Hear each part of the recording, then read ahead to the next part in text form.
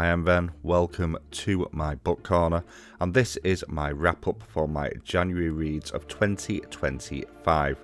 We're going to quickly pass over each of the 7 books that I've read during January of this year, and then we'll take a quick look at my stats at the end of the video.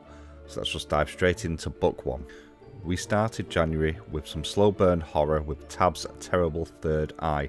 This was an arc that I received for free, and this released at the back end of January. This is a slow burn psychological horror, and it centres around a 9-year-old boy who begins to see a ghost following a massive storm where they live. The young man in question, Tab, has begun to show a number of traits related to potential neurodivergence, specifically OCD, and it is unclear whether the various things that Tab is going through is actually a figment of his imagination and a coping mechanism for various traumas that they go through, or in fact if there is something supernatural going on. I had a great deal of fun with this. I thought this was really smartly written. I gave this 4.25 stars out of 5, and this book is available in physical edition as well as on Kindle. My next one I completed was an audiobook, Myths and Mortals, book 2 in the Numina trilogy by Charlie N. Holmberg, and this was narrated by the always excellent Lauren Ezzo and Scott Merriman. This continues to follow both Sandis and Roan, and largely deals with the fact that Sandis feels that they cannot trust Roan's intentions following the events of Book 1. And as it becomes clear that her former owner, Kazan, is still hell-bent on summoning the father of all demons, they decide to try and call in some allies and hunt Kazan down before he has the opportunity to do so. A lot of the bulk of this is told through Sandis' point of view and her lack of trust for those around her, especially after the various betrayals in Book 1, although this does spin its wheels a little bit at times and does suffer a small amount from middle book syndrome. With that being said though, the narration is once again absolutely excellent. I gave this 3.75 stars, and I am curious with the ending of it to see where this series concludes. Whilst my next one is split over 2 books, everybody else who is reading this at the moment is reading it as one. That is the Eye of the World, book 1 of the Wheel of Time series. And as mentioned, I actually have this book split into 2 different titles, with the first one being titled From the Two Rivers and the second one being To the Blight. This is the start of the epic journey that spans 15 books including the prequel, and in total comes into around 12,000 pages for the series, or 4.4 million words. And I have to say, it was great fun to dive back into this world again. A lot of this stuff is very familiar to anyone who has read a great deal of fantasy, and at times this feels incredibly close to Lord of the Rings, to the point where I'm not sure if there's a bit of Mandela effect going on with me misremembering certain things from Lord of the Rings, or if they're from the movies. But that being said, this is still an amazingly written book. It is slow, it does pick up after the halfway mark. As I read this as 2 books, I have split my rating, so I gave From the Two Rivers 3.75 stars, and I gave To the Blight 4 stars. The world building is spot on, the characterization is good, if feeling a little bit tropey in Book 1, but a lot of that you can attribute to the fact is that this is one of the cornerstones of the fantasy genre and has been done to death since.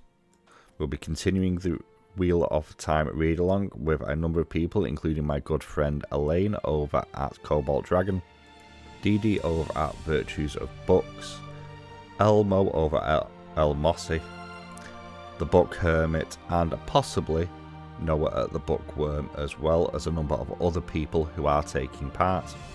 The current intention is to complete Book 2 The Great Hunt by the end of March. The next one was also very kindly gifted to me by the author David Clegg. This is the Aule Stratagem. This is part 1 of a duology and carries the title Slave Ship. This one released back in January of 2021 and is available on Kindle as well as in paperback, with the paperback coming in at 283 pages long. I have done a full review on this one. If you want to check it out, it will be linked above. And this one very much holds its influences from a number of big sci-fi franchises, for example Battlestar Galactica, Babylon 5 and Star Wars. It focuses on 3 main characters, one who has been captured by slavers, one being the captain of the slavers themselves, and another being the tactical officer on board the light cruiser Aurora. The cruiser has been dispatched to the Aule sector to investigate the rampant levels of piracy and to try and regain safe shipping within the sector. And what you have here is kind of a play on cat and mouse as the Aurora goes on unmarked patrols trying to catch the pirates unaware and figure out what's really going on. The whole vibe, more than anything else that this reminded me of, was of the Battlestar Galactica remake, which is one of my favourite sci-fi shows of all time. It ends on very much a TV style cliffhanger as battle commences, and I want to thank David, who has very kindly gifted me part 2 as well, which I shall be covering in the next couple of months. This was exactly my sort of space sci-fi. I gave this one 4 stars. Up next we have book 3 in the Empyrean series and one of January's big releases. It is of course Onyx Storm by Rebecca Yarros. As this is a new release, it's currently available as an audiobook, which is how I consume this one, coming in at just under 24 hours long, or is also available in various different versions of hardback, which I also have, which comes in at 527 pages long. Once again, there is a full review on my channel for this one, link above for that. I'm continuing to enjoy this series far more than I expected to. The dragons are obviously the highlight here, and we get more from some of the supporting dragon cast as well.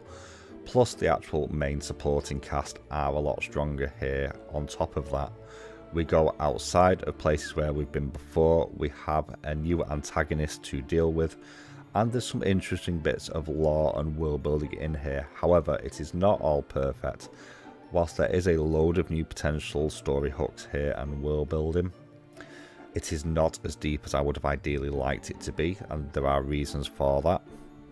I'm also kind of done with Violet as the main character. She continues to slightly grate on me. She started to in Iron Flame and it continued here, although I will say she does have a very clear and productive character arc in this.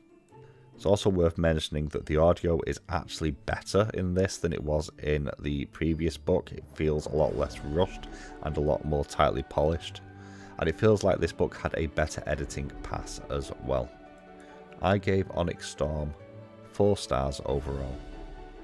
Last but not least, we have Memories Hostage, and this was written by a friend of the channel, Margaret Pennard, and was in fact her debut novel all the way back in 2013. I have done a chapters 1 through 4 reading of this on the channel. I will link that above if you want to check that out. And this is outside my normal genre read. This is historical fiction and is a bit of a mystery as well. When a young lady is found unclothed within a bathtub of a railway magnate with no memory of who she is or how she got there, the person who found her, herself and the police attempt to figure out what her identity is and just why she ended up in the place that she did. This takes us across the country with multiple different intrigues, diving into international politics as well as corporation rivalry. I had a bit of a mixed time with this one. As mentioned, this is not my normal genre. Historical fiction is something that I've not really read, certainly not for a long time. And this kind of fell into some of the issues I have with classic books in terms of language, with speaking patterns and internal voices being written and constructed in what I would class as more classical English than more contemporary or modern. Another thing I just want to mention here is the chapter lengths are very short. Some of them are less than 2 pages long, and if you have been around the channel for a while, you know I do quite like my long chapters. So it did take me a little bit of time to find a reading rhythm with this one. However, once I did, I got really drawn into the mystery aspect of what was going on, as we slowly but surely peeled back the layers of both corruption and conspiracy. As mentioned, this was a debut novel, and I'm really interested to read some more of Margaret's stuff to see how she has grown as an author. I did actually end up enjoying this a fair bit, and I gave this 3.5 stars out of 5. On to the stats then, and it was a solid reading month with an average rating of a 3.89 out of 5. With the highest rating going to Tab's Terrible Third Eye with a 4.25 stars rating. Total of 1,710 pages read and 33.82 hours listened to, with the average page count for the 5 physical reads coming in at 360 pages long. Although if you treat Wheel of Time as one long book rather than the 2 that I read it as, it actually puts it to 427. 4 of the titles hit the fantasy tab, 1 hits historical, 1 hits mystery, 1 hits horror, and 1 hits romance, with 57% printed books, 29% audio, and 14% digital. But that's it from me. I hope you've enjoyed this video. Let me know what you've read in January. What is your best read of the year so far? Drop it in the comments below. I will catch you all very, very soon.